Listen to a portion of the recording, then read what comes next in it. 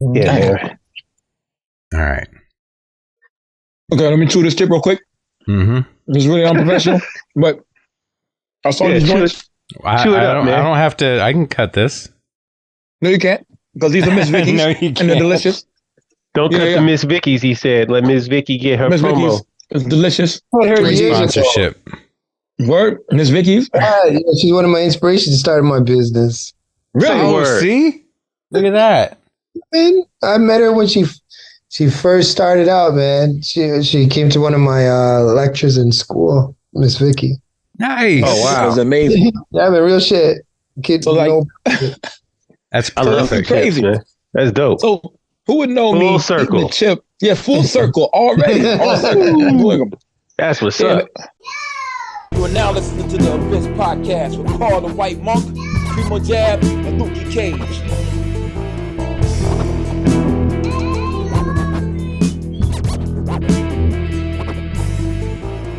yeah, everybody, yo, we got a very special guest on here. It's crazy. Primo Jab, how you feeling first? How you feeling, Primo Jab? Man, I'm all right, man. I'm doing okay, man. So indeed, shout out to Snotty. I met Snotty. That's a good guy. Word. Yeah, man. Boom. Shout out Snotty, man. Snotty's on an amazing run in 2023, man. I wanted to make sure I was repping for him. If you ain't heard his projects, he just dropped another one. But Snotty is out here murdering everything he sees. Mm-hmm. You know, salute to that man. Yep. So And indeed, a the good whole dude. And umbrella. a good dude. Yep. And Shout out the whole Carl- umbrella. True indeed. Carl is wearing a 100-mile shirt right now. You know what I'm That's saying? right. Word. Vintage. So indeed. We're gonna get to that, all that, and we have the creator, the founder of 100 Miles. We have Miles from 100 Miles on the Right. horn. Yeah. How you doing, my brother? I'm doing very well. I'm very, very, very humbled and well. So indeed. Now let's go back and talk about this. You met Miss Vickies. Yeah, man. I met Miss Vicky years Now, ago. I was like a student still in a lecture about business, and she came in and, showed her entrepreneurial gist at the time, right? Mhm. And inspired me. You know what I mean? I remember getting like samples of the chips. This is when she first started. Wow. Right? She only had I think the original. She only had one flavor. The red bag is the best bag. The red, yeah, Mhm. absolutely. That's Yeah. the one I always go back to. So I like these. It's fire. yeah, she blew up. She blew up, man. I believe Ontario. She's from Ontario. Yeah. Well, I was looking at where they're manufactured. They're manufactured in New York, but this is over how many years ago when she first started? So 32. yeah, so she could have started. Oh yeah, Yeah, Canada. Mhm. Mhm. It's So- crazy, man. And that's significant because we're talking to a Canadian business owner and entrepreneur Yes, who's run a business successfully for over 30 years now, correct? Yeah, 31. 1992. wow. 1992 Major. is where my sister got us these. Okay. So I've got mine, which is just beat up, and I've got hers. These are the originals from back in 1992 when the shop first opened to now. I got to spend some time up in the shop, and I picked up this, which amazingly goes brilliantly with my Larry, Jones. Wow. Yeah, How Larry Jones. dope is that? That's pretty fly, man. So yeah, just to this day, still making just incredible gear. I got the Biggie. My sister got the Tupac. Just a huge credit to not just Canada, but to the hip hop culture. True indeed. Which is why I wanted to have you on, because fashion is one of those kind of extra elements that isn't necessarily talked about, but so critical. And you were there in an early movement of that. So Thank you. just really glad you're here with us. Thank you. Absolutely. I appreciate the significance that you showed to the fashion part of hip hop. Salute to hip hop on Hip Hop 50 right now. Yeah. Saying all the pioneers to all the new people in the business. Just salute to all the people that are keeping hip hop alive, and let's do another 50. You know what I'm saying? Definitely. Do it. Definitely. True indeed. Hip hop ain't going nowhere. You know what I'm saying? We all know that. I mean, boom, and it's coming back around to being good again. Now we had to find a new way to digest it and get it. Now you see artists that not necessarily fit in the category of us. When was it not good though? I mean, when it was, it's always been good though. I think we proved that it was good even when it wasn't good. I mean, the main factor of hip hop, the factor that they was trying to push, so a lot of people couldn't find what the good music out right now. You know what I'm saying?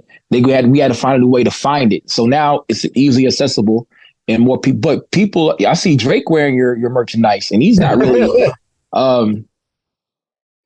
It's a Toronto thing. It's a Toronto. Absolutely. Talk that talk, man. Like True. I don't mean to say that, but yeah, man. Let's get off Drake neck for a second and let's just go back. It's great that he wears it.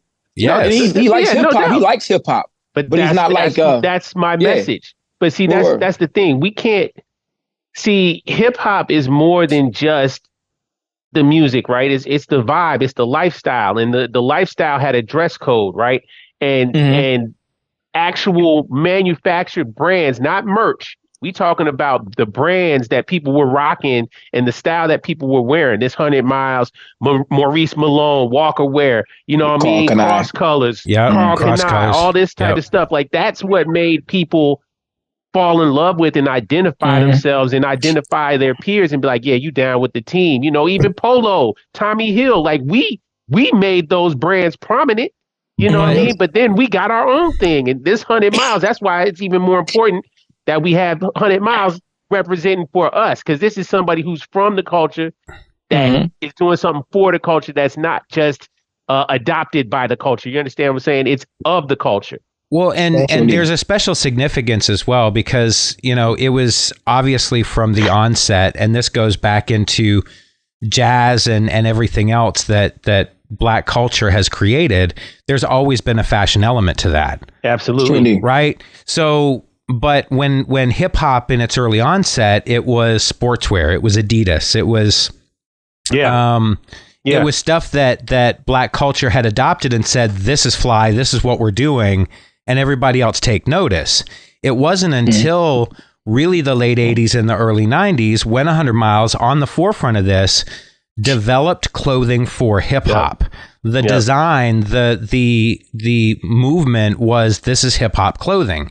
And that's why Cross Colors, Carl Kanai, and others separate themselves from Polo or Adidas or established brands. Now, I'll admit a lot of these designers, Ralph Lauren and, you know, all of these have adapted and started to make products that are fashionable to hip hop. But in the essence of it, you know, there's a difference between what was going on and then what happened when Miles started. Correct? Indeed. Yeah. So check it out. 1992, you start. What is the inspiration? We kind of know already. What is inspiration and what made you, or was there a time period before when you started that you were trying to bring the brand out? Well, tell you a bit about the journey. Okay. It started with I came up with the idea, right? So the name 100 Miles, I came up with it in 91.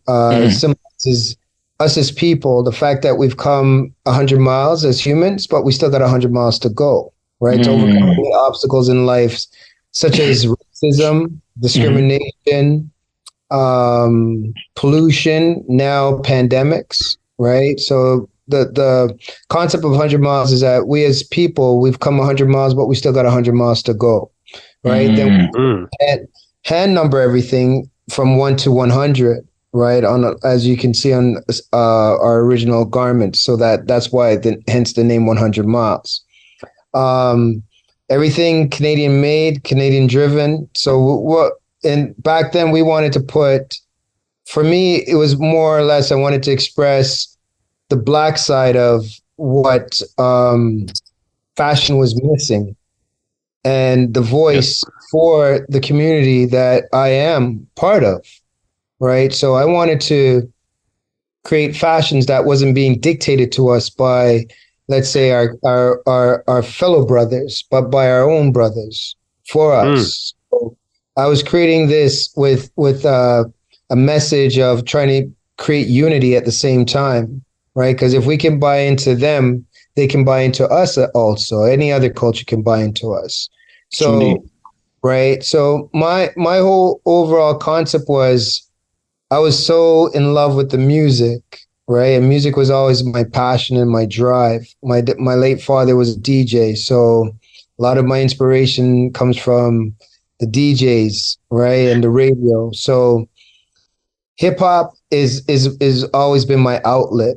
You know what I mean? Growing up a young b-boy, you know what I mean? Going through like the whole different fashion trends of being, let's say, a b-boy, you know, gazelles, you know, fat lady, the whole 9 yards.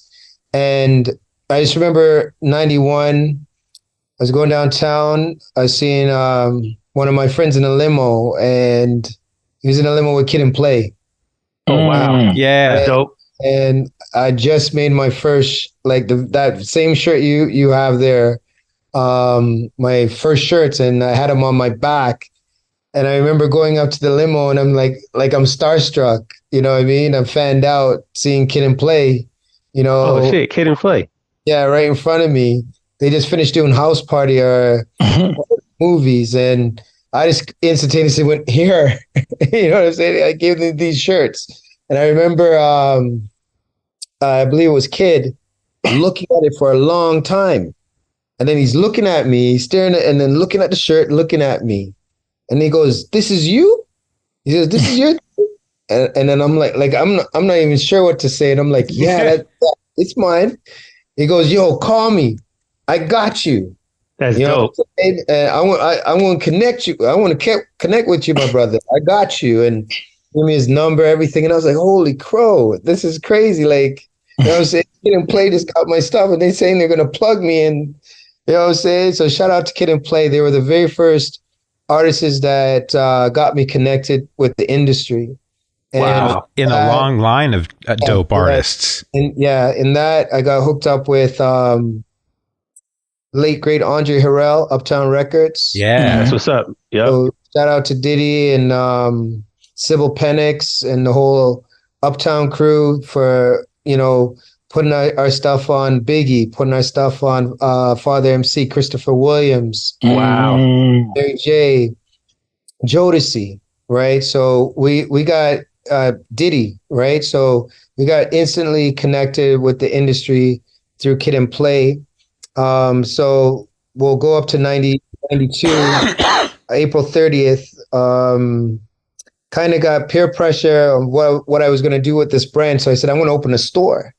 And I never knew at the time that I opened up my first store on the busiest and longest street in Canada, that being Yonge Street. Young Street. Yeah. Yep. I was just up there. I opened up with the Fooshnickens as my guests. Shout out Chip Foo. That's Pac, right. Wow. Pac Look at Foo. Lukey's face. He's stunned. Yeah, crazy shit, yeah. I told you. I told you. UMCs and Organized Confusion. Pharaoh Monch and Prince Woo. Paul. Yes. So, What a list. yeah, that was how we opened. And so when we opened Lights, Camera, Action, and it's been that way ever since. You know what I'm saying? It's been at the speeds of 100 miles and just been putting it in for the culture. You know what I'm saying? And just representing for the culture. And now we're a global brand, right? So shout out the whole world for, you know, supporting us and keeping us viable, you know, even through the pandemic. You know, that was a very turning time for us, where we more gained our presence globally through social media and our website, 100milesbrand.com. That's right.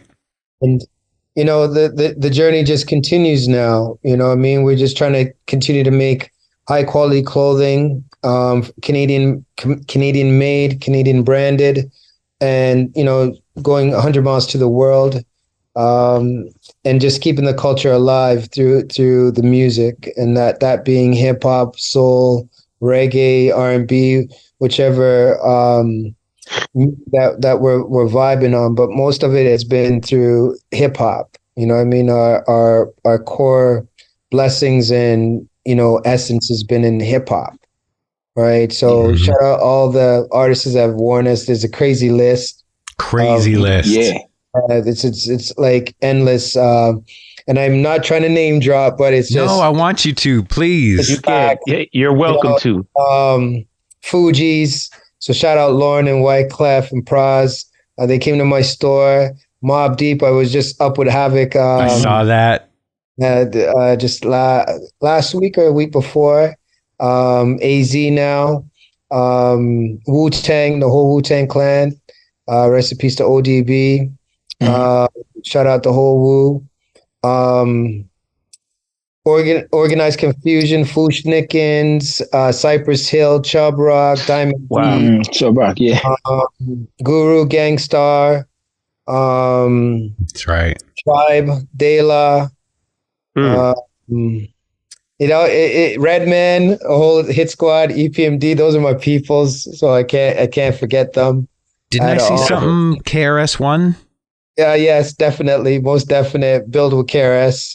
Yeah. In the very beginning, I remember being in the concert hall in the stairwell with him, and I'm like just starstruck like that. Like I'm standing with like KRS-One right in front of me, and he's like, "Yo, G, you good?" And I'm like, "Yeah." And, you know what I mean? And like starting out with like Cypress Hill and Chub Rock and like so many groups like Buckshot and them. The whole. Black Moon, Smith and Wesson, Wow. Brown, B.O.B., Ty Dolla $ign now. Ty Dolla $ign, yeah. Drake. And the reason why, the reason why I said Drake, because he could be wearing Balenciagas. He's like the most famous rap guy out right now to me, and he could be wearing Balenciagas or right. Gucci or something, but that man chose to wear 100 miles. So that's amazing to me. That's the quality, though. That is dope. That is dope to me. That is dope. But he's a fan of the culture. He's a fan of the hip. Like we all are, really. Honestly, we all are. So yeah. We're missing one pretty major name. Tupac. Thank you. And tell me what it's like. No, that's exactly what I wanted. Tupac. Where what was it like seeing that in a movie? Oh man, it's still to this day. Words can't describe it. You know what I mean? It's more for us to always reflect and give it back to the people that have been wearing us, like yourself, Carl. This is for you guys. It's never for the brand. It's always for the people that have been supporting and rocking with them. All the love that's been transcended through the artists. So it's just to keep the circle and the culture alive. So it's never been about me. We've never made the brand about like us as individuals. We've always made the brand about the people wearing us. So it's always a salute to the people wearing us, the extent of what they've supported and helped us manifest why people like Pac is blessed us in our travel. You know what I'm saying? So it's humbling and more gratitude to hip hop. You know what I'm saying? And to keep the culture alive and keep their names alive. You know what I'm saying? In very positive ways, because I remember when they didn't want to see hip hop. They was trying to label us a fad and try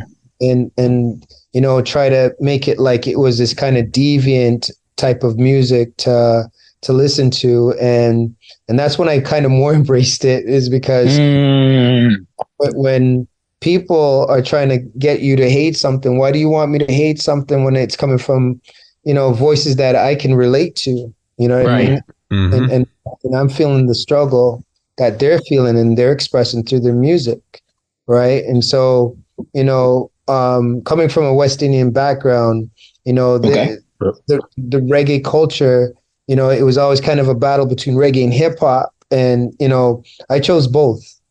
You know what I'm saying? And still to this day, I choose both, right? Because they're both good. Hip hop was birthed through reggae, right? Or came it's up a component, absolutely. Yes, right. And so, at the time there was techno and house music. They're trying to push that on us, and I'm like, man, I can't really get down to this. I could get more down to hip hop. And so I felt like in the 90s, early 90s, if you came to our store and where we were like the loudspeaker for hip hop. We were the ones who were trying to always let the artists connect with the streets and connect with the people Toronto. You know what I'm saying? And let them see that this wasn't a fad. This is something that we're pushing, and it's a very big movement. And here we are now. You know what I'm saying? So great. 21 years later. What kind of challenges did you have in Toronto, like as establishing yourself in that area, being on Yonge Street? I know you took up some space that probably other people were kind of eyeing, and they were like, "Oh man, we want this to be like a flower shop or something." And here he is with this bippity hippity hop and his clothing. Like you have to deal with like crazy neighbors and all types of nuisance reports and all this type of stuff. Yeah, they were calling back then. They called the city on me a lot. Really? They had a big double 18 speaker in the store. Yeah. Right. I'm talking like we're at, let's say, Young and Bloor. You can hear me like 4 blocks down. Nice. Like, that's how loud we were playing it. It was like a block in our and you had organized confusion playing. Bring it on, motherfucker! Bring it on! Kill, bring it destroy, on, motherfucker! Yeah. So you're hearing that way down the street. You know what I'm saying? Word for word. We got a lot of flack for our noise, you know what I'm saying, and like some of the messages that were coming out at the time, you know what I mean, against maybe certain sets of people or styles of people, right? And this is the 90s. You got to keep it in consideration compared to the times that we are in now. All right, so a lot of the obstacles I would say is just people wanting to copy us, you know what I mean? Ooh, okay. Yeah, like, because we kind of blew up very fast. I was very, very young when I started. I was like 18, 19 years old. Righteous. That's what's up. When I started this brand. And so I was a bit, how should I say it? Like Kanye back in the day, this big headed, like, this is the shit. Like, ain't nothing harder than this. You know what I'm saying? I'm saying? This 100 miles, right? And so God has a way of humbling you up. You know what I'm saying? And those that are envious will do that also to you. You know what I'm saying? Yes, sir. You know what I'm saying? And so it's been a growth too with 100 miles. So as it matured as a brand, I matured as an adult and as a man. You know what I'm saying? And learn to humble myself and learn to be, gracious for every opportunity and everybody that's wearing the brand. You know what I'm saying? And rocking with us. So, I've never now believe in, being huge headed about any of our accolades. Just always what we got to keep doing and what like our next step is, or how in which we can keep building the brand. You know what I'm saying? That's where we're at right now. So 18, 19 years old. Yeah. I know, that's crazy. Yeah, that is dope. Wild. Meet Kid and Play, give them the shirts. Yeah, that is incredible. Yeah, that just makes sense, man. I mean, that's when you really in it too. Like, you got nothing to lose when you 18, 19, man. You just like, yo, this is what I'm doing. Here it is. I'm gonna take a chance. Let's get it, man. That's what it was for me. I was like, you know what? If I win, I win. If I don't, at least I tried. You know what I mean? That's right. Yeah. But 18, 19, 21 years old, running a store. Yeah. Playing the music that you was playing. Yeah. And having your heroes wearing it and coming to see you. Yeah, that's dope. Because I know you told me a really dope story about Biggie coming to the shop. Yeah. Biggie coming to the shop was, oh man, I at the time I was very nervous. I'll tell you the truth, right? Because we heard Biggie was coming, and he's like, people like through the channels back then. There's no cell phone, there's no internet or nothing. Right. So you hear him like on the street, yo, Biggie's coming. He's coming to the store. Gee, he's looking for you. And I'm like, huh? Like, I'm like, Pac is just warning it above the rim. Mm-hmm. So I'm like, oh man, he's gonna come and beat me up, yo, because Pac, right? And I'm like, so I remember him coming into the store, and we have some competition, and the competition didn't want him coming to the store.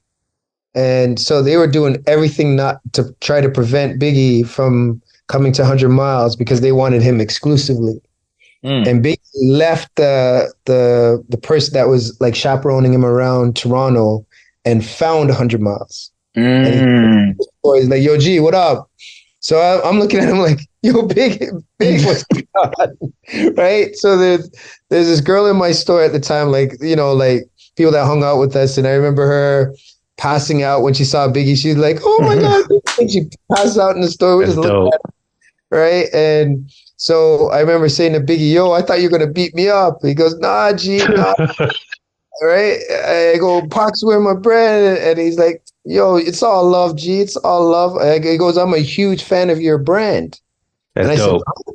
I was like, what are you talking about, fan? Like, because nobody ever said to me, fan of the brand. I was like, what are you talking about? I'm a fan of yours. You know what I'm saying? He's like, nah, G, I'm a fan of your brand. So when he said that, he's like, yo, take my number, right? And back then we had these kind of iPad things, right? That we'd put information in. So he put his address, prospects, and like his phone number. So I'd always call Big, and like I'd get ready to die on the answer machine, and I'm like, yo, Big, it's G, right? So I always leave shit like that, and is because he was such a fan, he said, of mine, and I got so inspired by him. That's when I started taking what I was doing seriously. Right? It wasn't the rim that got me. It was when I met Biggie, and how in which like he expressed to me like his love for what I was doing. And I remember Little C's coming in, like he was so tiny at the time, real Little C's, and shout out Little C's and the whole Junior Mafia because they came through too. And it was just like a very humbling time for me because I was very nervous that one, you know, he was going to be upset with me for rocking with Pac, and he showed me the opposite. He embraced me and showed me a lot of love. And to this day, like I always let people know that, you know, both East and West and all that shit was just like the media, you know what I mean? Cause absolutely. Yeah, it was industry beef. It wasn't personal beef. Yeah, that wasn't real. Both brothers had so much love, you know what I mean? Especially for the brand and what they've done for us, because Biggie wore us in concert, right? And everybody in Toronto that was at that show saw that he was repping 100 Miles. You know what I'm saying? That had to be dope. You know what I'm saying? And that's what you see on the shirt right now is how he was in concert, repping our headband and, you know, showing them that he was down with us. You know what I mean? So yeah, I'm trying to get. I'm terrible at this reverse camera. Yeah. We see it. Yes, sir. It's a good job, Carl. You know what I'm saying? I love you, Biggie, for life. And, you know, and so these are some of the like amazing, you know, history that I have with some of these amazing legends. You know what I mean? I remember Mobb Deep coming to the store and just vibing out with us, you know, and then we doing their 20th anniversary pop-up. We got blessed to be at their concert in Toronto here and doing the pop-up at their anniversary, and just now of like 2 weeks ago getting back up with Havoc, you know what I'm saying? So it's just full circle for hip-hop, you know, in 50 years to see that like we're still going. You know what I'm saying? 100 Miles is still going, and we're still connecting with the people in the streets and the culture. Indeed. That makes me want to ask. I don't see anyone wearing any cross colors still. I'm just saying. My wife used to back in the day, but not cross anymore. colors got bought by some random, you know, or you know what it is. It's gentrified now. But 31 years, it's monumental. Yeah, that's major. I was going to ask, so your shop being around as long as it's been around, it's kind of probably become a landmark, right? Do you have encounters? We've changed locations? Mm-hmm. Yeah, so now we're in the beaches. Yep. Do you have people that are following you around? Like, are you known as a staple? Like, do you have all the underground kids that are coming now? Do you do like ciphers up at the shop or anything? Do you do functions? Like anything like that? Yeah, we do pop-ups, and we're always connecting with artists. Forever, ever connecting with artists. It's endless. in terms of like people giving me demos to, look at my video. You know what I mean? Yeah. My one of my good homies, Director X. You know what I'm saying? Oh yeah, shout out little X. That's yeah. my man. Yeah, that's my guy.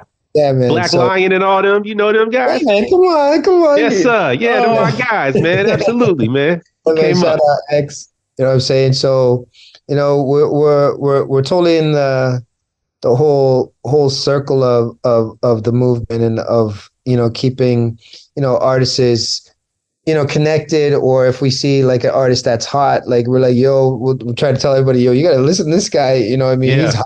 You know what I mean? He's the next thing coming. Just like, I'll be honest, we saw Drake like way back. You understand? Like, so a lot of this stuff that everybody's seeing now, this is like stuff from like way Yeah. back. You know what I'm Mhm. saying?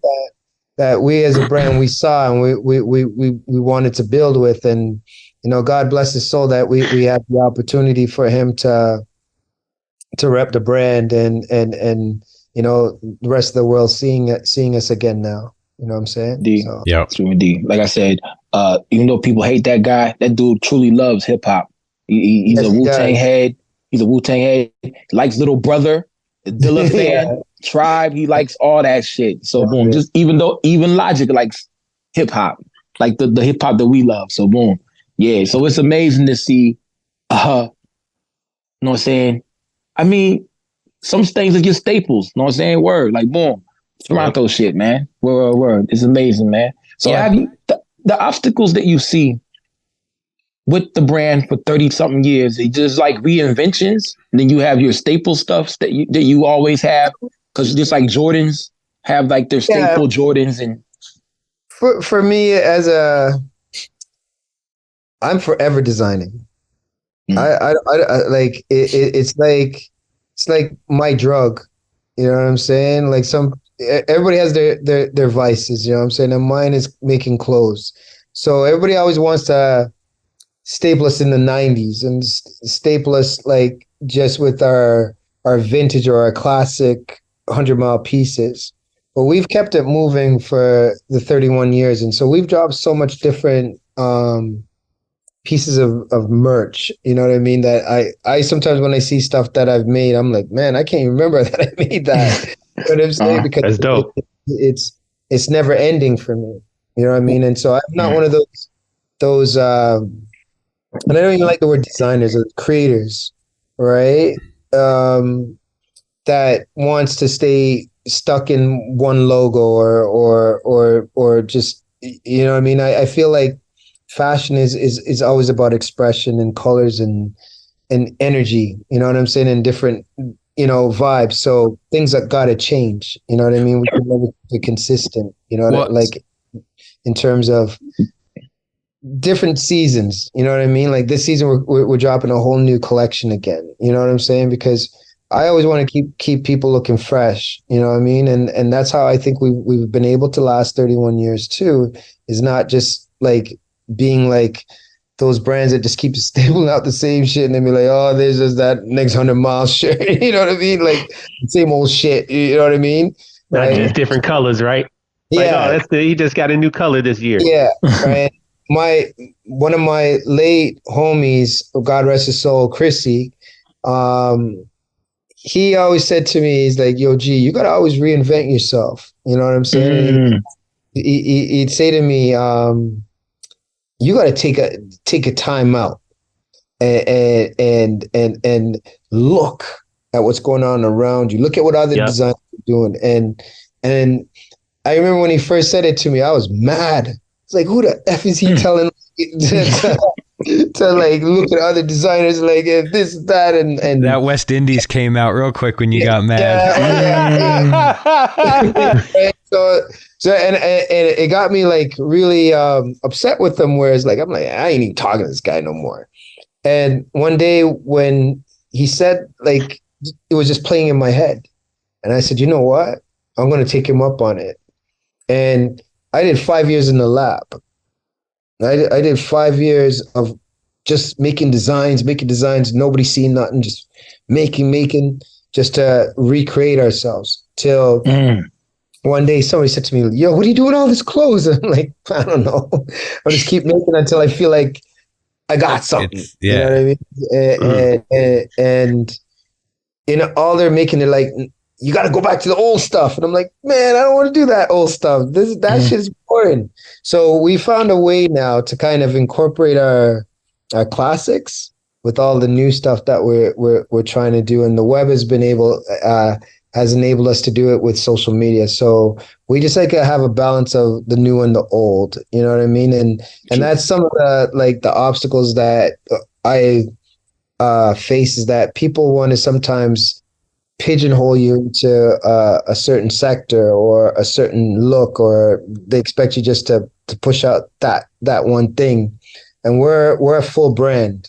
So if tomorrow I want to make mugs, I'm going to make mugs. If I want to make forks and pillowcases, I'm making pillowcases, right? Because that's the energy that the brand has told me to manifest. So never stay stuck on just, that same old regular manufactured, recycled, boring shit. We try to come with that. I feel you, man. Can I use a metaphor real quick? For me, the perfect concert is when somebody gives me the classics, but they also give me all the new joints too. Yeah. So I don't want somebody to ignore the fact that this was a huge, huge success, but given me, another reason to tap in, and I say that your shop has such a vibe to it. And, you would be amazed. Anybody that's in Toronto, I urge you to stop by the shop. Not only because the amount of different product that you have in the shop available for people to buy is ridiculous. No, Miles was going into the back, to look, I'm pulling out chests full of stuff going, I got these and I got these. It was crazy. But, it's also just the way you treat people and the time that you take with people when they're in the shop. My sister and I went, and instantly you were like, hey, let me pour some shots. You guys, and you pulled out some really nice rum, and we had some shots and hung out. Nice. And it was just really cool being able to sit and take time and talk to you about what you've built and all of that stuff. And the quality of the products is amazing. When Lukey said earlier, somebody like Drake, it's interesting because he could wear Versace or anything else. To me, I mean, this is as quality as anything I could get anywhere. The hoodie that he's got, a hoodie with that 100 Miles logo on it, but it's embroidered in the front. And it's one of those hoodies when you pick it up, you go, holy shit, I can't believe how heavy this is. It's just got this solid weight to it. Unbelievable. Unbelievable quality. Hoodie for 30 years. Yeah, we've had the same hoodie for 30 years. So if you that's our staple. So we'll never go away from our core logos. It's this one and the one that Biggie has on his headband. That's the real. Yeah, that is 100 Miles. That is 100 Miles. Right. And don't want any people to get it twisted. This is one of our designs. Yeah. Our signature or one of our staple pieces, but that is our logo, right? What's on Biggie's head. So, you know what I'm saying? So we just always want to let the facts be stated. You know what I'm saying? Because a lot of people are trying to make this to be our logo, and it's just one of our designs within our collections. So, you know what I'm saying? And the late great Tupac Shakur, wore it in Above the Rim. And we're so grateful for what he's done for our brand. You know what I'm saying? Because of him, we've been able to be global. When I hear the stories of the different people that we meet through emails or coming to the store from the States or elsewhere in the world and telling us how they were inspired by watching the movie Above the Rim and wanting to get that same hoodie that Pac was wearing, and being able to come into our store and actually get that piece. It just shows how much hip hop has traveled and how much, good music could never die. You know what I mean? Right. Right. And so where I'm from in the culture of this hip hop it's always about the messages. So I grew up on Chuck D, Flash, and Melly Mel, Brand Nubians. I love Brand Nubians. I love Chuck West, De La.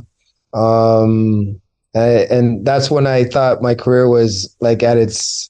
I was done when I met De La and Tribe, like because they were my favorites. And so once I met them, I'm finished. I did everything that I wanted to do in clothing, and that was just to me. De La and Tribe, and the whole Daisy Age. So I'll shout out Chiali, also other one that's rep my brand. Mike Geronimo, the Artifacts, like Wow. Yeah, man, there's so many more. Pete Rockseal, Smooth, Reggie Noble, man, The King and I. Oh, man. wow. Yeah, man. There's a lot of groups. We digging in the crates right now. Wow. Yeah, like Big L, Showbiz AG. Showbiz AG. Oh shit, yeah. Hi, man. Actually, Showbiz on Maestro's album said, I like to rock 100 miles, but I'm 100. Yeah, so shout out Showbiz. All right. So the whole DITC, Digging in the Crates crew. Man, there's so many more names. It's always for me to remember, Beanie Man, Sean Paul, Shaggy. A lot of people don't know. I met Shaggy when Shaggy first started. I think it was Mr. Lover Lover, or they call me Mr. Bombastic. Mr. Bombastic. Yep. Yeah. I met Shaggy. Snow. Wow. I forgot about Snow. Cardinal Official. Yeah. Shout out. Yeah. Meister Fresh West for my whole Canada crew. Yep. Right. So if y'all don't know, Maestro is like a legend in Canada. Yes, in Canada. Yes, 100%. Right. Maestro Fresh West. He's one of the first artists to come out of Toronto, but also Canada. Right. And let Canada be known in terms of the rap scene. So shout out Maestro. Kid Capri, that's another name I could drop on that have received my stuff. DJ Drama. I forget a lot of the time, so you got to forgive me because there's an endless amount of Total. Faith Evan. Total. I fuck with Total, yo. Yeah, like all about it, too much. Yeah, all about boy. Name all three members of Total, Lukey. I can't. Keisha, Pam, and the other one. Yeah, Pam and the other one. Hey, yo, check it out. My homie always would say that big dude from De La Soul. He wouldn't say a Dave. He said, "Yo, it's Pop News from that big dude." I'd be like, "Yo, chill, man." I'm like, chill out. Well, Dave had some of the better verses a lot, yo. So Erykah Badu wore. Yeah, Erykah too. Oh shit! I got Erykah. Yeah, man. I've been around, man. I've been around. I've done this just for the love of the music, and at the same time, I wanted them to know that Toronto has got flavor, and we're just north of the border, and we're not in igloos. You know what I'm saying? Why does everybody think that? That's really a thing. People really think this. They think we were in igloos, right? So I had to do a lot of defending my city and be like, you got to come here to know here. You know what I'm saying? And understand that, understand Toronto and don't take us for no punk or anything like that. You know what I'm saying? So, and this is 31 years later, like Ron G, that's another name, DJ Ron G. Wow. Yeah.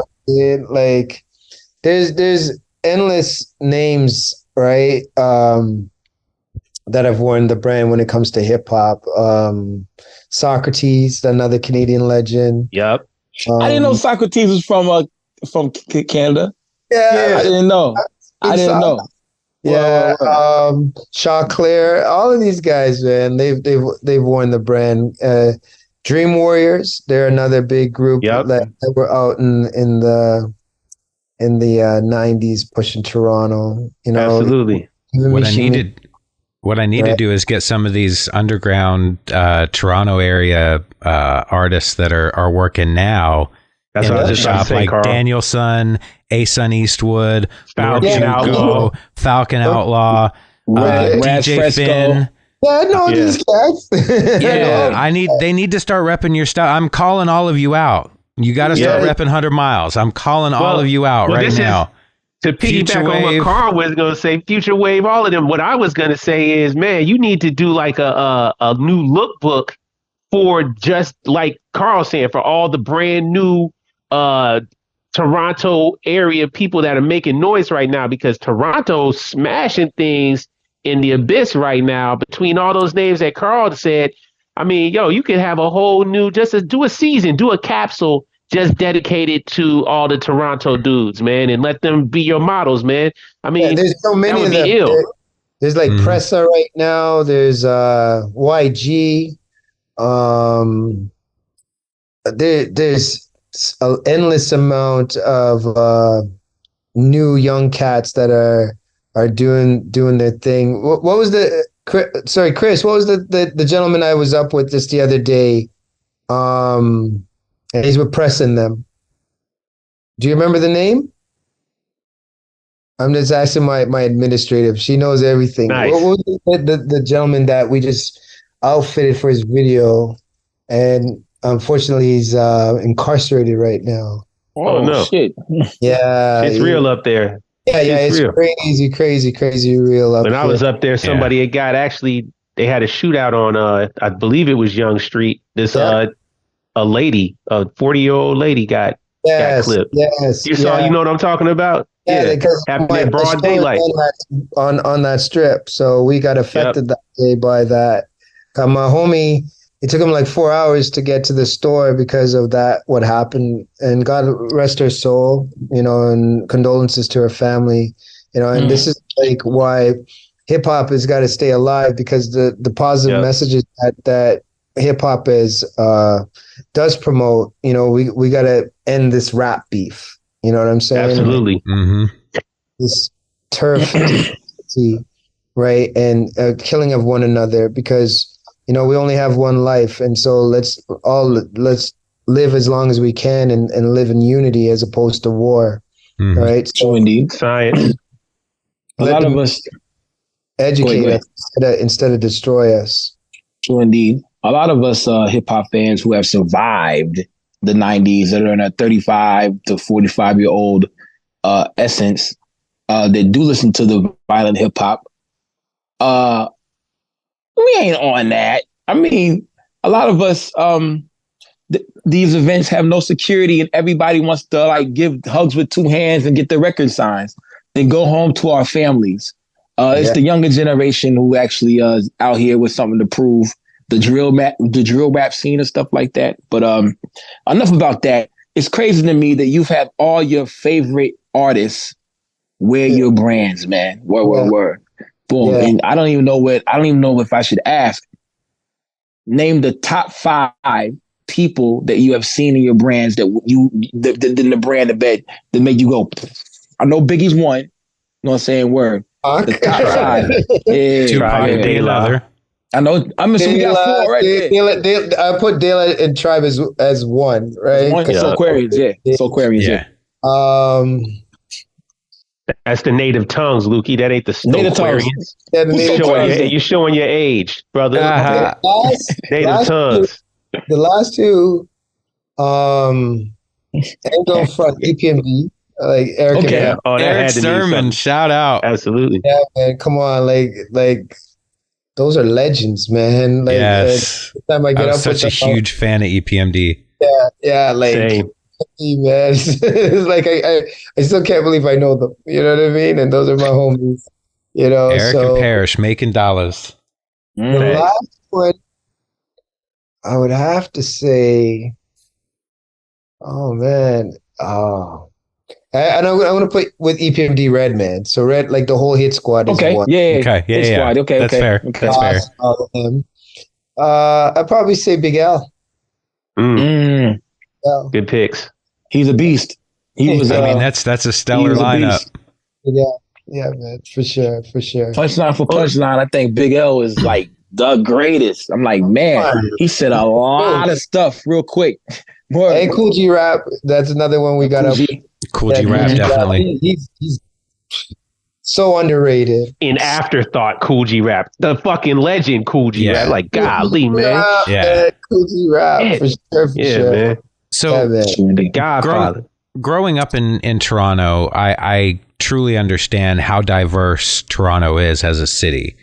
I actually had several friends from Trinidad and different spots. Where in the West Indies do you call your ancestry home? Jamaica. Jamaica. There you go. Okay. So I have to ask, do you have a favorite roti spot? Roti Hut, I think it's called. Okay. Yeah, that's my joint. Okay. Well, next time I'm up, because I actually have an authentic chana and potatoes recipe, and I make my own roti.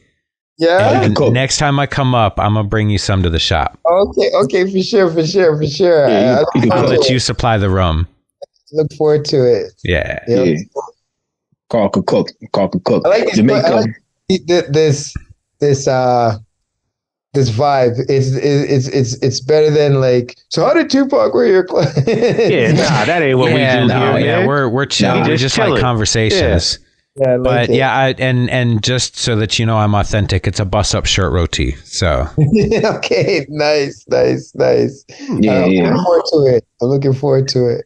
Yeah, Carl could cook. Carl makes his own sauce and all type of stuff for like all type of dishes and stuff. Yo, I gotta get some Carl food too, man. This is more of like a conversation more than an interview because we just want to know how you feel. And like Jamaica's been killing the USA in the sprints for so long, bro. Oh yeah, for sure. Until Sha'Carri came around. Yeah. And no allows. We had to get. There you go, boy. Usain Bolt. Bust out the bust the Usain dab on us. No one okay, be more popular. Respect. That's cool. No one can be more popular. Sha'Carri, but we gotta shout out Sha'Carri. We gonna get you though. Oh man, maybe one day we'll see. I'm looking forward to it now, man. Yeah. Not for the next 5 years, maybe. But check it out. No one will be more popular than Usain Bolt. That was the most likable sprint champion that you couldn't beat. He was the most likable guy. Like, yeah, man. There will be no more champion like this dude, yo. He was hilarious. Yeah, he was, but he was a very cool dude. He's a very humble, gracious champion. Now we have a guy who just completed the double. He won the 100 and 200 for the United States of America, the World Championship. No one cares about him, man. Are you talking? Is that the dude? Is that the dude who said all that stupid stuff about the being a world champion and whatnot? Yeah, no allows. Yeah, man, no allows. Yo, check it out, man. This brother, man, he really thought he was gonna make a statement talking about, when people in the NBA win, they say they're the world champions, but you're not the best in the world. You're just, you're the best in America or whatever. And he's an American saying this, which is cool. He got a lot of props overseas for saying that. But I mean, respectfully, America's the best. So the best league. Yeah, the best. Well, specifically, I'm talking about specifically. And that's why I said it, because y'all two were on the screen. But specifically, when it comes to the sports that he was trying to denigrate, when he was talking about basketball, the NBA. I mean, NBA, sure. Now, don't get me wrong. What's his name? Just won the championship.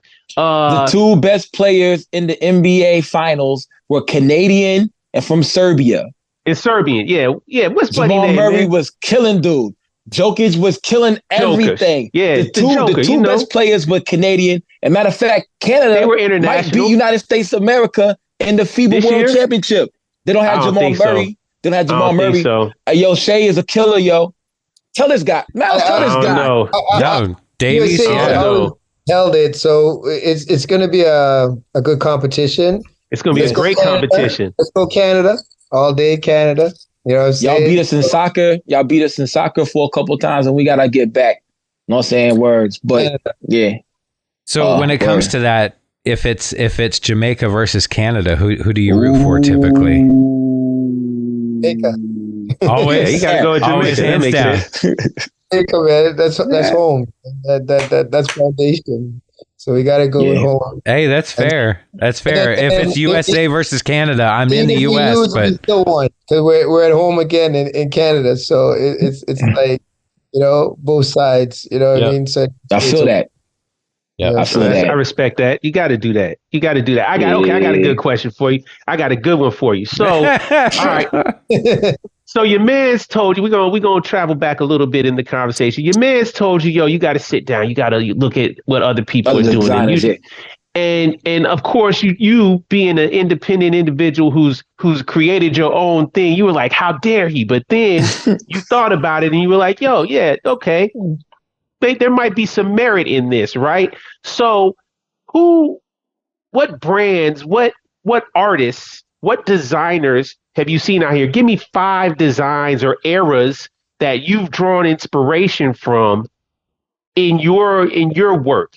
Like it could be, I don't know, maybe you traveled somewhere and you saw some sort of architecture, or maybe there Some was some graffiti sort of art or some sort of graffiti artist, or there might have been some sort of design of architecture that made you be like, huh, yeah, I want to do this. Like, where do you draw inspiration from? Where did you draw inspiration from? I always draw inspiration from, honestly, my mind and God. Oh, My meditations with the the higher. source. Yeah. Yeah. So a lot of like my designs Mhm. are visions that Coming like from the head, Wow. Paul. real talk. So it's always like a vision.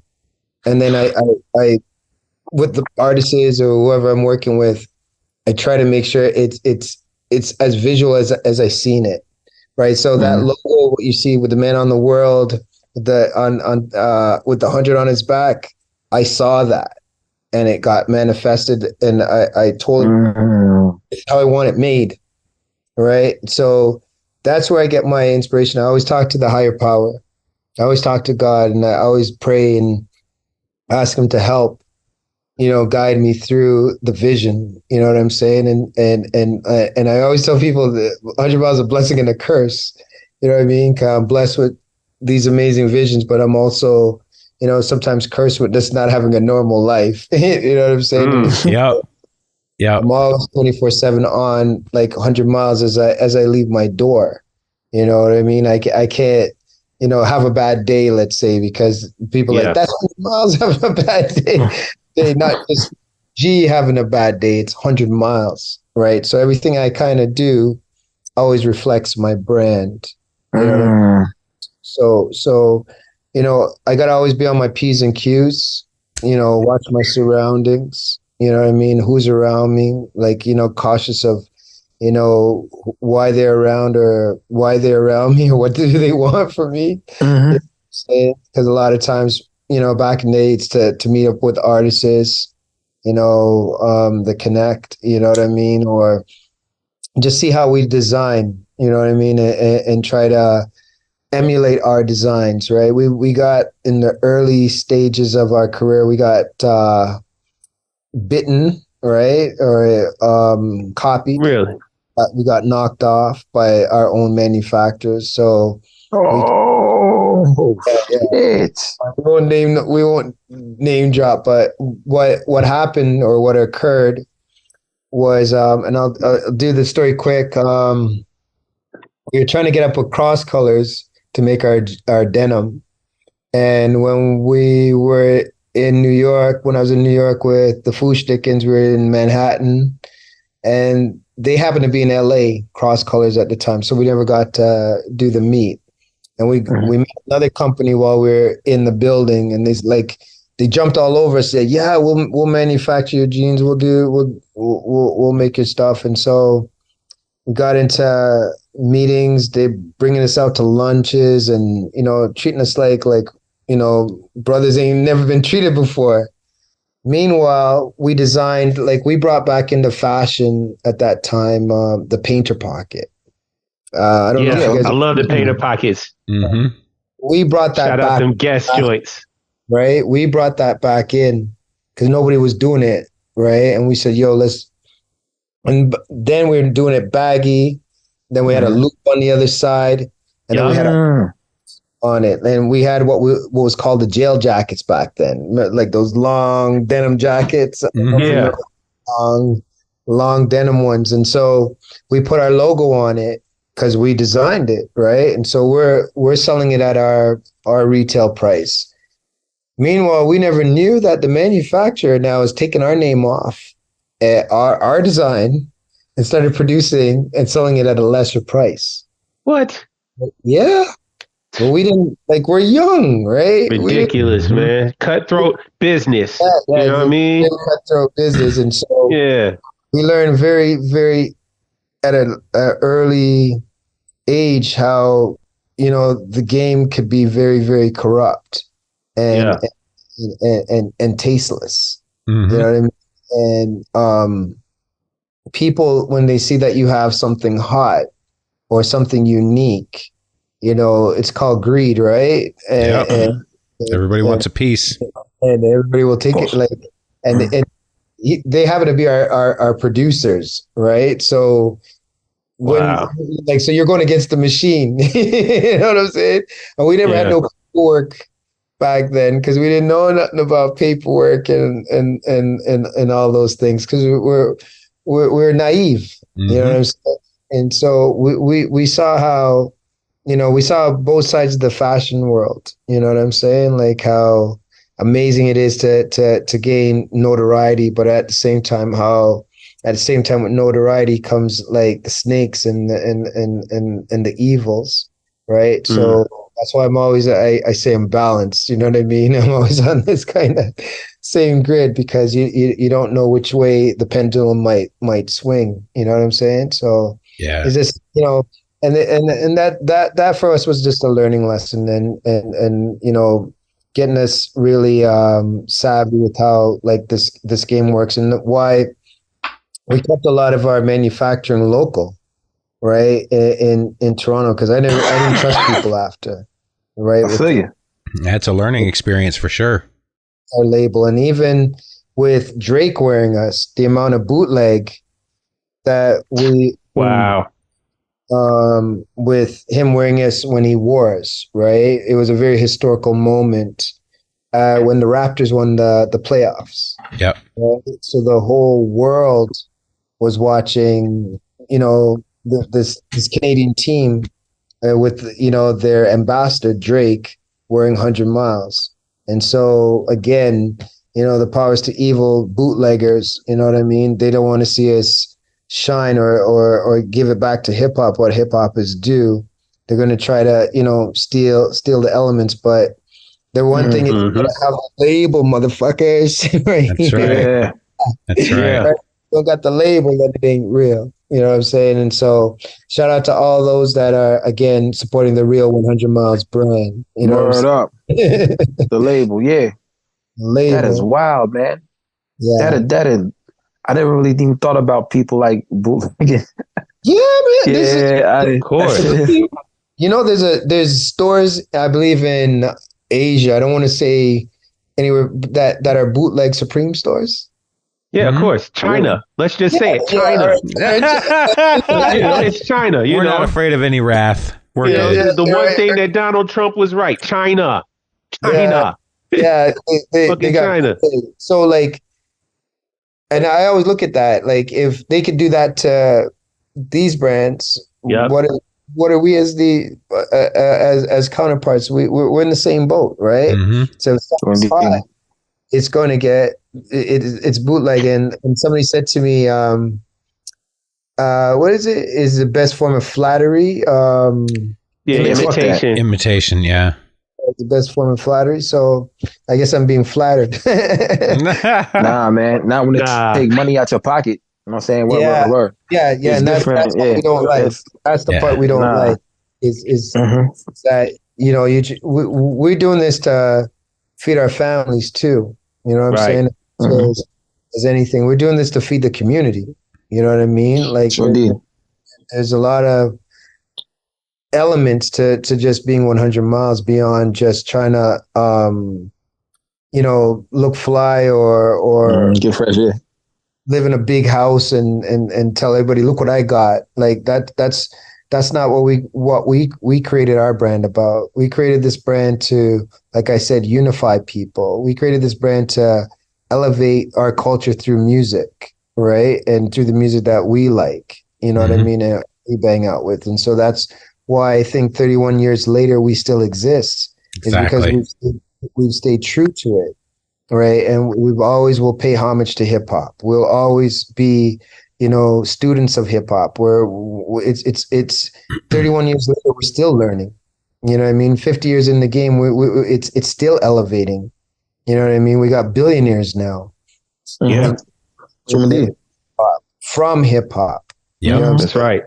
saying? So as much as they want to be like they on this other side, hip hop is what birthed you and started you. You know what I mean? From Dre to Jay to Kanye. You know what I'm saying? Right? Because Biggie, Pac, and all of them, you know what I mean? This is the cloth that we're coming off of. You know what I'm saying? And so and to even go back to Bambaataa, Zulu, and Grandmaster Flash, Kirk. Houdini. These are who I grew up on. Yes, Kool Moe, sir. you know what I'm saying? Stetsasonic. You know what I'm saying? The Pink Cadillac. Damn, I always forget X-Clan. Like one of my favorites. X-Clan, definitely. Yeah. To the east, my brother. To the east. That's right. Brother Jay and them. Brother Jay. Grand Verbalizer, what time it is? Time is it? That's right. Yeah. So I'm from that time. You know what I'm saying? And that's hip hop. You know what I'm saying? And no disrespect to the new culture of music. No disrespect, but it just doesn't pack the same punch from where we're coming from in the golden era of it. You know what I mean? And I'm saying to you, all you rappers, come with that same essence. You know what I mean? I challenge you guys to come with, that same boom bap, you know what I'm saying? And letting us bob our heads, but at the same time, we're listening to your message. There's a lot of them now, though, and that's actually what we cover. So I'll in DM, I'm going to send you just some names of different areas: Detroit, New York, outside of New York, and Rochester and Rockdale County. But but there are a lot, and then there again in Canada as well. A lot of really great boom bap artists. Yeah, I like. You got to give me a couple good new names, because I haven't really heard a whole lot of the boom bap artists. You know what I'm saying? That are all right. The first one I'm going to say is Mickey Diamonds out of Detroit. Okay, I think I got up with him, right? So I think I listened to a little bit of his music. So send me some more names. Okay. Another one, UFO Thief out of New York. Haven't heard of. Okay. Yeah, he actually rolls with Fat Joe. Okay. Terror Squad. He's actually in Terror Squad. He's actually in Terror Squad. Rome Streets. Absolutely. Is one that's really kind of hitting a really high level of exposure at the moment. He's with Griselda, though. Griselda. Yeah, he's with Griselda. Yeah. He's signed to Griselda. Rome Streets. Okay. Yeah. Ty Ferris up in Detroit. Incredible. Shout out to my man Ty. Yeah. But even Pharoah Monch is still kind of in this lane and relative and talked about. Yeah. Okay. Bring it on, motherfucker! Bring it on! Yeah, I forgot Mos Def. That's my homie too. Oh yeah, Mos Def, yeah. That's what's up. Yeah. I know Mos from. He used to work for me. Really? Oh wow. Not work for me, work with me. I never like anybody work for me. He used to work with me. Okay. Explain that. That's dope. Explain that story real quick. So Mos used to come up to Toronto when he was shooting, I believe, the Cosby Files. He was on one of Bill's. The mystery, Cosby Mysteries. Yeah, Cosby Files. Yeah. What? And, come by my store and be like just hanging with me, and like I remember when he told me he was a rapper, and I have like stick to acting. You stick to acting. That's what I'm saying. You ain't EPMD, right? And I'm so glad that right. I'm so glad that he didn't listen to me. You know what I mean? That's funny. I remember when my dad had passed, and I was kind of down, and he came to town, and he's doing a big concert. And I'm like, yo, I gotta go see my boy, man. And so he performed, and everybody's like, applauding, packed, sold out, and shit. After in the change in the back.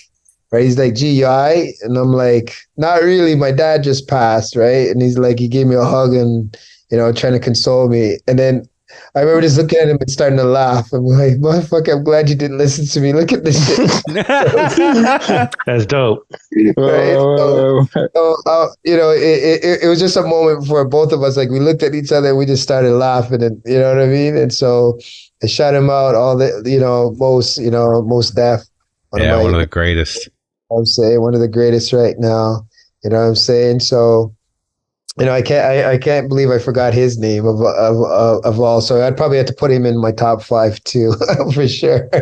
What up? Yes, definitely 2 of my favorite albums of all time. Yeah, man. Yeah, The Black Star and Black on Both Sides. Yeah. I can't skip no tracks on them on them records right there, yo. Shine your light for the world. Yeah. Umi says, come on. Yeah, that's a. But I like New World Water. I like New World Water is probably the best in mathematics. I like New World Water too. I like a lot of songs. I like the Static. I like the Static. Oh, I love that song too. That's on New Danger, the New Danger, right? Mm-hmm. New Danger. Most is official, man. One question. I'm glad he did listen to you. One question nobody ever asked me. I'm gonna ask it, and I want to tell everybody who, if they were alive, would I want to put my clothes on that I never had the opportunity? Jay Dilla. Oh, Jay Dilla. That's a good one. Yeah. Okay. That makes sense. He a junior. That's the vein that you like. Tribe, De La. That's the Soulquarians. That's their juniors of the native tongue. Well, yeah. They're a component of the native tongues. Yes. So it's for sure Dilla. Like I'm a love Jay Dilla and that whole Detroit move from Slum. Mm-hmm. Love the Slum Village, yeah. Yeah, Slum Black Village. Milk. Yeah, man. Love that shit. Like that. He did. Didn't Jay Dilla do Stakes is High? That's one of Jay Dilla's beats. The Stakes is High. Yep. The title track from The Stakes is High. The Stakes is High. The Stakes is High. Yeah. That's why I probably get them all. Yeah.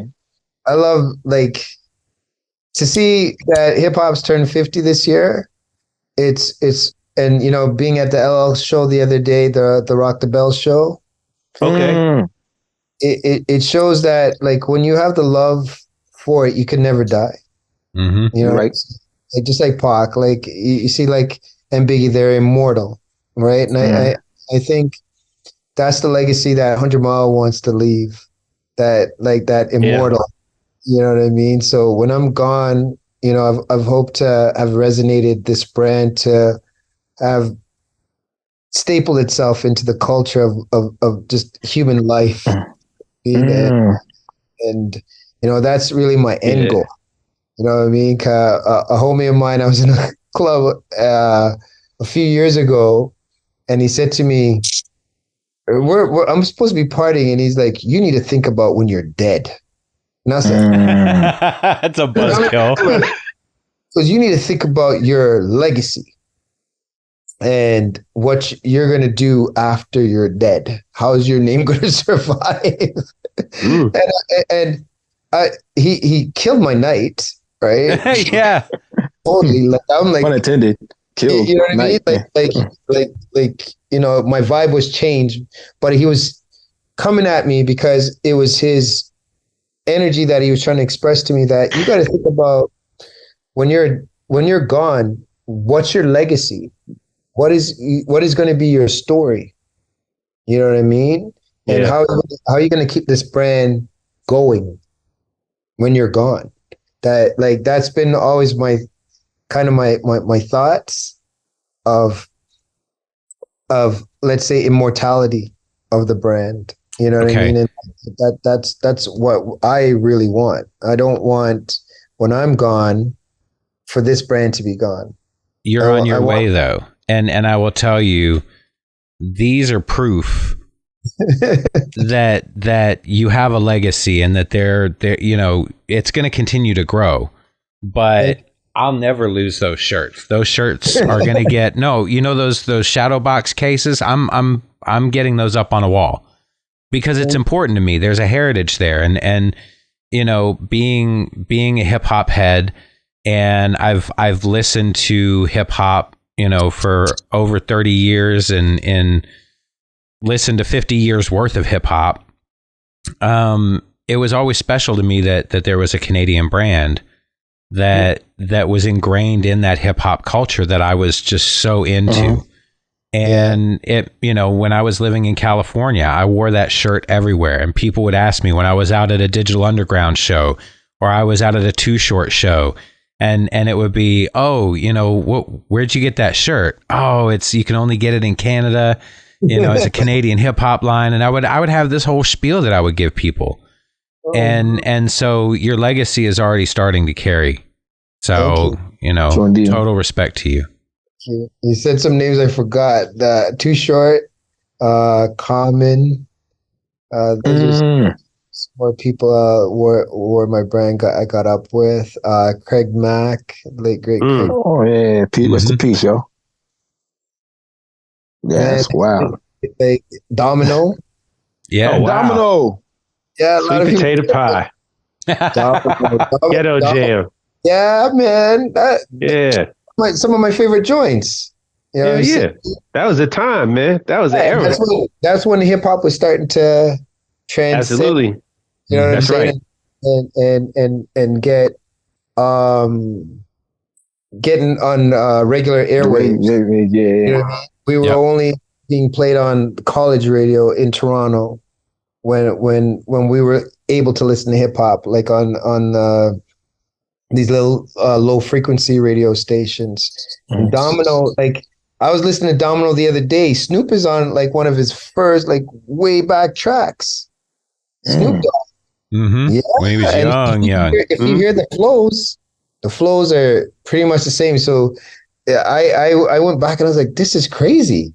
Like how the two sound the same. I believe they're both from Long Beach. Mm-hmm. Domino's from Long Beach. Yep. Well, Domino, man, it sounds like really crazy when you go back in time and you hear the artists and you see how those other artists have come up off of that artist, let's say. You know what I'm saying? The inspiration. So shout out Domino, man. A lot of people sleep on him, you know what I'm saying? But I got to build with him, and a great dude. Same with House of Pain, you know what I'm saying? Oh, wow, yep. There's so many, man, that's rolled through our store, man. Onyx and them. Shit. Yeah, Blase, unit. Like there's wow. Yeah, man. There's so many names that we could drop that have come through our store and have worn our product, and I'm very grateful for everybody, Carl, like the whole hip hop community, you know what I mean, worldwide, that has worn 100 miles. I never thought this, little brand from Toronto, 31 years later, I'd be on podcasts, talking about, that we've done and the people that we've been able to have blessed our brand to wear it, you know what I mean? And, the television shows like New York Undercover that we've appeared on, and, back of Malik Yoba and other, characters. We've also been in Kiss of Death, the movie with Nicolas Cage and David Caruso. Oh wow, that's cool. Right, a lot of people only think we're in Above the Rim, but no, we got two movies under our credit. That's so cool. So Jesse Terrero, shout out shout out my guy Jesse and Yuli. Yeah, good Jesse. dudes. Shout out Yuli. Come on, man! I'm trying to tell you, those are my guys. So Jesse's wearing us in Kiss of Death, and Jesse. A lot of people don't know Jesse's the one that gave Tupac our hoodie. Oh really? Wow, that's dope. Yeah, because Jesse was returning a favor to me, because what happened was they were coming up from New York, and so they're coming to my store to buy clothes, and one of them in their crew got arrested on the way to Toronto because they didn't pay parking tickets. So on their way to Toronto to come check me, they got to bail the guy out. So all the money they had, they bailed him out with. So when they came to my store now, they're like, "Gee, can we get some free shit?" I was like, "Are you out of your in mind? Free shit? Are you crazy?" I said, "You know you're coming, right?" And so they begged me. I remember like they're on their like hands and knees, like please, man, please, please. And so I like, you know what? I remember I said, I want to close my eyes, just take one of it, like whatever you want, and leave. Like I was really, oh shit. Yeah, I was really like cold. It's a blessing, man. That's a blessing. Right. So I remember them calling me now and saying, "Yo, G, send us some more free shit. Like send us some more gear. It's for," and I said, "To what? Click. Is it free what?" Right? So I'm like, "I ain't sending you shit more. I need money." Right. So they kept calling me and telling me about Tupac and Above the Rim. And I said, "Above what? I don't give a shit. I'm talking to Parrish Smith right now." Right. So I kept hanging up on him. And so he finally got this director or producer. And I remember her American accent. She goes, "Is this Gary?" And I said, "Yeah, this is Gary." I go, what's up? And she goes, "The boys keep calling you. You keep hanging up. What seems to be the issue?" And I said, "What do you mean, what's the issue?" She goes, "Well, this is for like a major movie. And we like McDonald's and everybody's paying us. And we just want you to send us whatever you got." And I was like, she said, "I'm going to send you a way bill, and you just put in that box whatever you want, right? And I guarantee you we're going to wear it." And I remember like saying, "That hoodie, I don't like it. Put that in the box. Put that in the box." Wow. So like, I hate that. Get it out of here. So, give it to him. And so I remember, because back then everything worked off of word, like your like voices, like phone calls, like pages, and word of mouth. So I remember either it was Mos Def calling me, and like I remember first it was Mos calling me and said, "Yo, Tupac got on your hoodie." And I was like, "To who?" Like Pac. Like I was like, "Yeah, so." You know what I mean? I remember like, "Yeah, so." And then Jesse calling me and saying, "Yo, Pac is wearing it in the movie." At the time, I'm like, "Yeah, whatever. Y'all just took some free shit from me and got some lady to call me." So I remember it wasn't until Kevin Weeks, my homie Kevin Weeks, he was working for Flavor Unit at the time. Yeah. He had sent me a New York Times. And in the New York Times, you see a picture of Tupac wearing my hoodie. The hoodie, yeah. And I was like, wow. "Holy shit." I was like, "Yo, this is crazy." Right? So I said, "Yo, this shit is real." And I remember we had sponsored the opening premiere in Toronto, sitting down in the cinema and watching this, like the hoodie. I was like, "Holy shit, that's the hoodie I don't like." Wow. I said, "Holy shit, of all the things," you know what I'm saying? And you know, God rest his soul, he loved it. Yeah, I heard he never took it off. You know what I mean? And now it's one of my most favorite pieces of all. That's great. That is wild. The blessing, man. Yeah, so never underestimate your designs. You know what I mean? And that's what it taught. Sometimes something you may not like, others might love. You know what I'm saying? So sometimes I've learned with my designs, like the things that I love, people ain't feel it. And then the things that I don't really care for, they're like, yo, that's dope. So I'm like, sometimes I'm like, I don't get it. You know what I mean? Like how we, yeah, you know what I'm saying? So we just keep going and we just keep making it. You know what I mean? And we hope all the time that we can make something that people can vibe to and be inspired by. You know what I'm saying? Definitely. Right? Sure indeed. And keep the boom bap with it. You know what I'm saying? That's right. The essence, bro. The essence. Yeah, we Gotta keep the boom bap.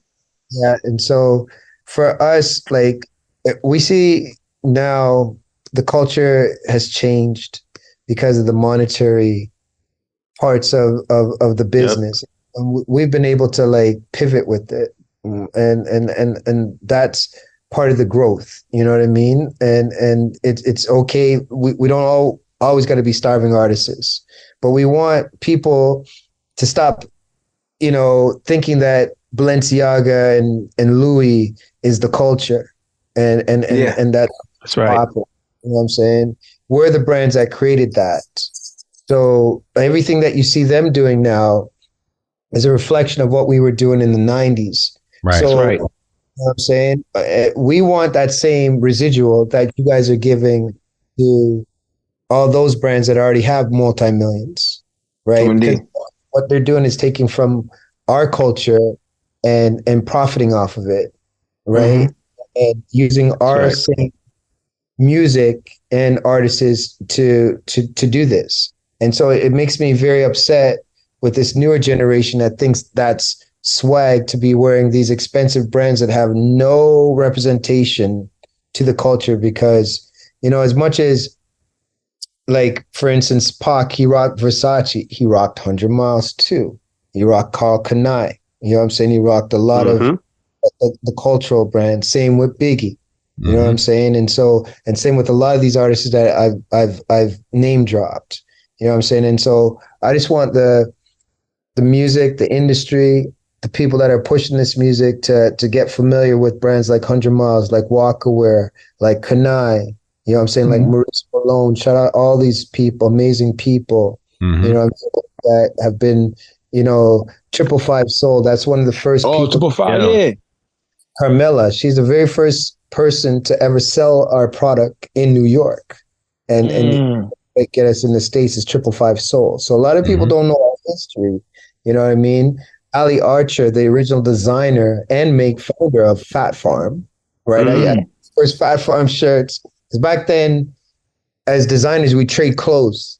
Because we're like, yo, I fucks with you and I'll fucks with your shit. You know what I'm saying? And that's really the essence of how we were as designers. We were never competing. We were always trying to elevate each other. True indeed.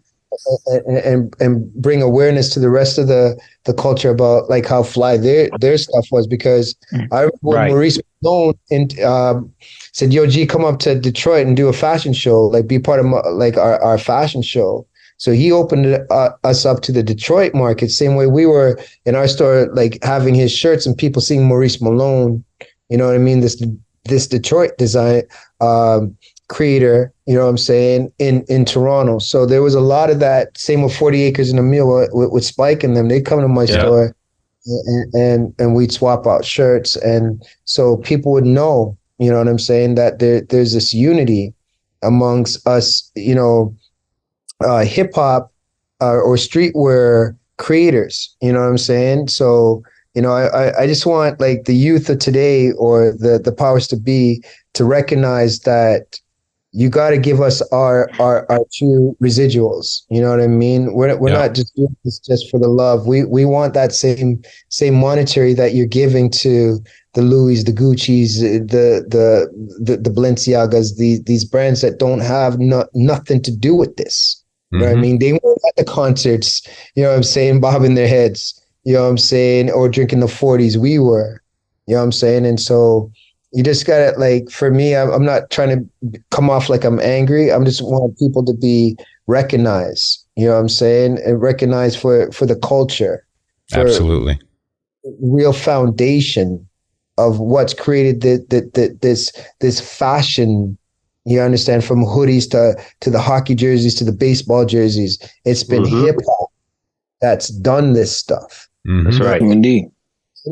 Right. And you gotta give it back to the ones like me, where we've been here from way back then without the shining light on us. You know what I'm saying? We don't do the runways that often. You know what I'm saying? And that different style. We just stayed in our lane. They've decided to come into our lane, and so that's when I get upset now. You know what I'm saying? And say, yo, stay in your lane, because we ain't trying to be you. So don't try to emulate me. You know what I'm saying? And if you're gonna emulate me, you gotta really, really let them come and do a collab with us. Come in and recognize for the culture. You know what I mean? That you're showing homage to brands that have really pushed it to where it is now.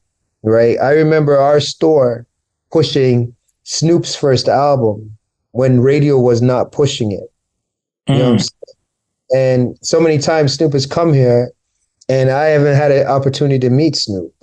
You know what I mean? And sometimes it bothers me because I see, people that weren't into hip hop or even born yet. You understand what I'm saying?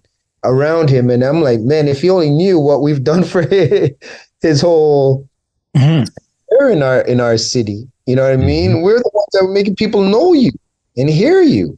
You know what I mean? On the streets. You know what I'm saying?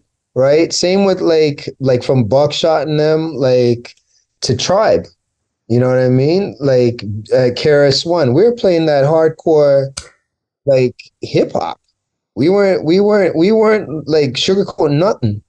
You know what I'm saying? And so we're from that fabric and that cloth that like you can never ever spread again. You know what I'm saying? You're right. Like, and so we're just out here, and why we're staying out here is because we want people to recognize who we are and what we've done. You know what I mean? For this, and not just from the names that we could drop. It's from how we've pushed our brand. You know what I mean? From, if you come into our store, the music that we play, to how we greet you and how we show you love. You know what I mean? And we never did this from, oh, it's just for the Black people, or it's just for us trying to sell out. We did this for the love of people. You know what I'm saying? And the love of uniting people through our clothing. You know what I mean? So we weren't like for us, by us. Like we ain't never been on that shit. We've been for everybody, by everybody kind of vibe. And we've stayed that way because, to me, hip hop has never been a black or white thing. It's never been. I love the Beastie Boys. One of my favorite groups to this day. I'm with you, right? Is Beasties. You know what I mean? And I used to grew up wanting to. I used to act like, watch their videos and try to act like them. You know what I'm saying? And dress like them. Yeah, man, Beastie Boys. I kid you not. I fuck with Beastie Boys. Paul Revere. Of course. Yeah, man. And a lot of people want to always try to say, oh, they were this to hip hop. They were pirates. But if you look back to the essence of hip hop, it's always been the Black and Jewish. You know what I mean? Then the Latinos got involved too, right? So it's always been a big cultural mix. It's never been like a music just for one form. Like, let's say rock and roll. It's been predominantly white. You know what I'm saying? But it has its essence. It has its root in Black culture. Black culture, Black American, Southern church culture, Baptist from the Delta. You know what I mean? Those guitar players and everything. Right. But when you look at it now, it's predominantly white. Same with country. Absolutely right. Right? When you look at hip hop, we are rainbow. We're a rainbow of different colors, and I see it now. Like Asian people, East Indian people are rapping. That's a fact. And pushing, their artists and so forth. So it shows the growth and the unity of hip hop. how True indeed. can unify us, right? And you know, I'm glad that they were trying to use it to separate us, and now it's become something that the youth have just embraced, right? True indeed. That has put us more together, right? Because I can meet, let's say, a Caucasian guy, and he's telling me about artists that I ain't never heard about, like Carl now, that's dropping on me, like, yo, you got to listen to this guy, you got to listen to this guy. You understand what I'm saying? And that's what hip hop is, and that's what it's always been. It's each one teach one. That's right. Pot. Through the music, you know what I'm saying? Like, just going to Havoc show the other day, I went to a beats competition, right? A beat makers competition, and Havoc and AZ were the judges. Oh, nice. And that's dope. When you saw the crowd after, these young, it was a mixed crowd, but they loved hip hop.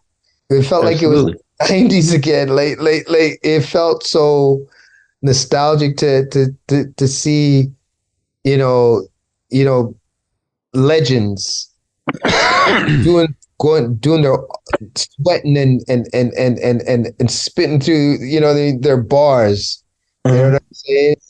And still have it, and seeing the youth embrace it. You know, that I said hip hop could never ever die. You know, like, so hip hop is never ever gonna die. You know what I mean? Rap might die, but hip hop, you know what I'm saying? Drill or whatever they call that might die. Hip hop won't. Nope. Will never die.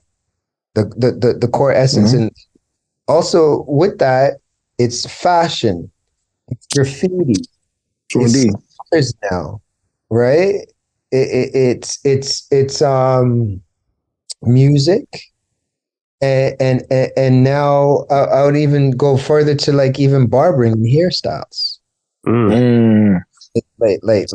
like your look. You know what I mean? From the cameo to the braids, to, you feel me? So it's manifested into such a bigger component than what we would ever, and now into alcohol.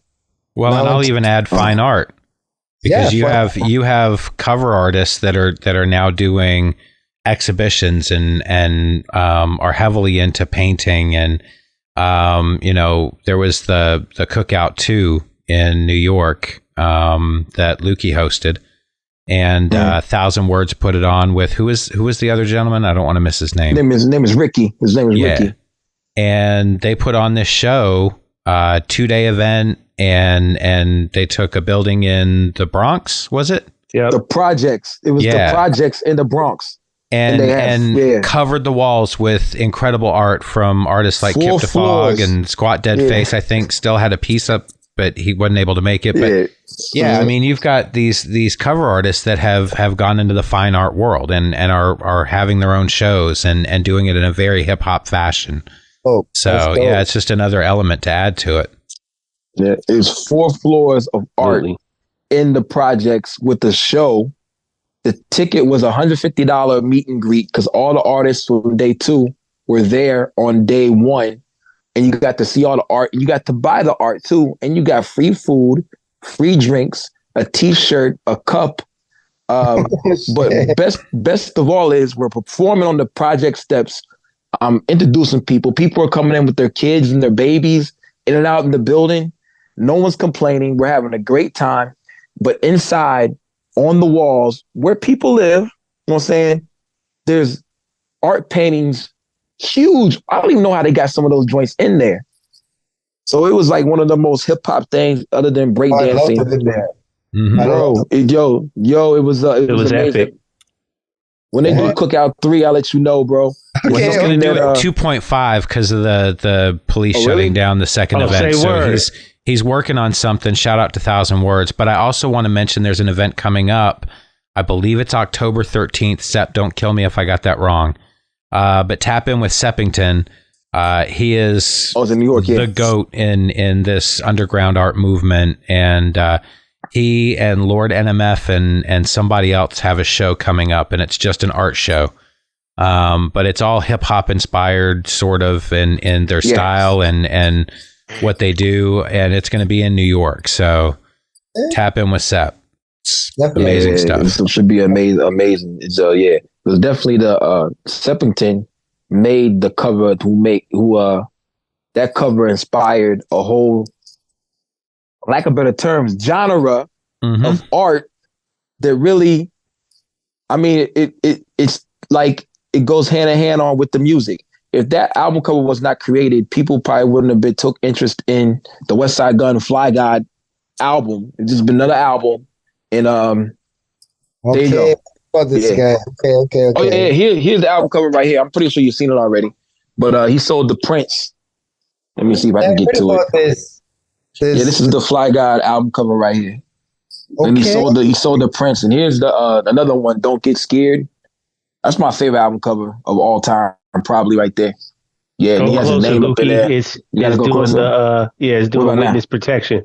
Yeah. Gangland. Yeah, but these are the the album covers right there. Yeah, and they sell prints.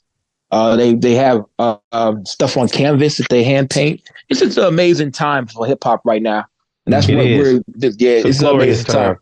Definitely. Yep. And you're right here along with us. You're right here along. It's like a new renaissance of hip hop, and you're right here with us. And you've been here 31 years. I'm saying, to survive and to flourish for 31 years is an accomplishment and a feat that cannot be undermined. That's crazy. I know a whole bunch of kids who ain't making it 31. You know what I'm saying? That's a fact. But so much more important when you understand that you've stayed relevant for 31 years. Yes. And that in itself is next level. Thank you. Indeed. I really am. Like I said, I'm very humbled. I'm gracious to people like yourselves that have given us, different platforms for us to, tell our stories, express the culture, and push the culture. Indeed. We always want to, like I said, be students to hip hop. Never be like anything besides students to art that we love, and that's really the passion of where we stand with hip hop and where we stand with the music. It's always been a love for the music. The only times we haven't loved the music is when it promotes the wrong things. Right? Indeed. We've always known about the gold chains and the fly ballies on our feet and the lees to the Kangles. Right? This is what hip hop has always done, has been like the voice for the fashion. Right? Yes. And we want to just be that brand that still part of that. You know what I mean? That old essence, or that core value of what hip hop is about. We don't want to be like a lot of these brands that you see popping up here and there, and they say they're this, but they're demonic, or they're pushing alter agenda. You know what I mean? Or pushing like gun violence through their clothing. We don't. We're a mom and pop's brand. we always want to be able to, have your mom or your brother or your sister wear our clothing and feel comfortable wearing it, and be able to tell positive stories. You know what I mean? I don't like sometimes what I see the industry is trying to do to the music, and that's create it to be demonic or not God-fearing.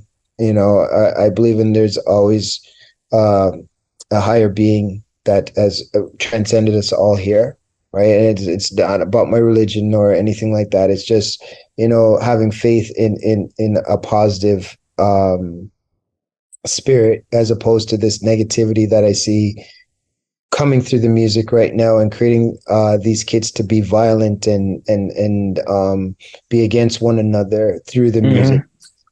I've got a lot of new comprehension or understanding of, a lot of these gang warfare here in Toronto is due to, rappers rapping about another person's area and what they're going to do, and this person then says, yeah, you're going to do that, then they retaliate and shoot him, and then rap about, oh, I killed him, and then the ops and this and that, and We just want that to dead. You know what I mean? Dead that. Like, you know what I'm saying? Because, you know, in our time, if somebody was rapping about gangsterism, it was to highlight, you know, something that they wanted to get away from, or or to show you how fucked up this is. Yeah. Bring attention to it, not to actually do it and you know, think it's cool to do it. So no, it's not cool to kill your brother. No, it's not cool to kill anybody, period. You know what I mean? So so you want to avoid. So I just always want people to know that, you know, we stood up for 31 years without doing any of that shit. You know what I'm saying? So you don't need to like go down that path to gain some followers or gain some recognition. Feel that that's what your message is to the world, is that you're going to shoot your op or kill the op or whatever that noise that they're saying is. You know, you could do it with just letting people, you know, vibe to your music and bang out. You know what I'm saying? True indeed. Definitely. Word. Carl, what do we else do we have here? Carl. Well, I'm actually going to let Primo Jab go first because I've been stealing some thunder the last couple weeks. So. Stop it, man. Great minds just think alike, Carl. That's just all it is, man. Great minds just think alike. But I mean, you've already brought it back full circle, man. And thank you again, G, for showing us this love, man. And thank you for continually giving back.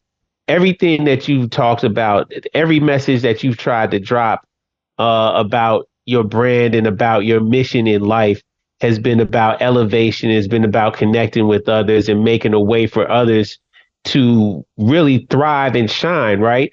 And that's dope. That again goes back to the essence of this hip hop, this culture, right? It's about having a good time. It's about learning something and continually growing. And that's you're representing it, man. Like you said, your brand is bigger than just. It's not about the brand. It's about what the brand does for the community. It's about what the brand is doing for the people. And I mean, for you to have been doing this for 30 years and become a staple and touched all of those legends in the game and blessed them with gear, and they've been out here representing for you. I mean, you're woven into the fabric of the culture, man. Like, pun intended. Like, it's dope, man. So you definitely have you're accomplishing your mission. Like your man said in the club, he ruined your night. You know, your name gonna survive, you know, well after your physical isn't here no more. You know what I mean? It's obvious, man. So thank you again for everything that you're doing, man. Keep it up, man. You representing well for Toronto, for Jamaica, and just for the culture in general, man. Salute to you. Yeah, and I want to salute you, the Biz Podcast, Primo. You know what I'm saying? I just want to thank you guys for having me. Listen to me, you know, spit old game or new game. I just want to just say thank you, and, you know, much power to my brothers and sisters out there, you know, through the struggle. You know what I mean? One day is going to be a rough day. The next one's going to be a shine. You know what I'm saying? Real shit. Let's keep pushing. Let's keep connecting, and let's keep building. True indeed. And you're going to bring the painter pocket back? Because I haven't worn pants with the painter pocket. I still wear pants with the painter pocket. I haven't worn pants. Yeah, I haven't worn pants in a minute. We got so much like. You got to check the website out, Lukey. Yeah, you got to check the website out. Yeah. You got some historic gems, but like for us now, we're just really focused on quality.